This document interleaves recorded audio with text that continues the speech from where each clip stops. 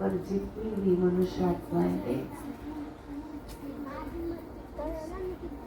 प्रकृति की ये दशा अंबर से सूर्य बिछड़ता है, क्या कभी बिन बाती दीपक जलता है, क्या कभी असं का आपण काय केले आहे?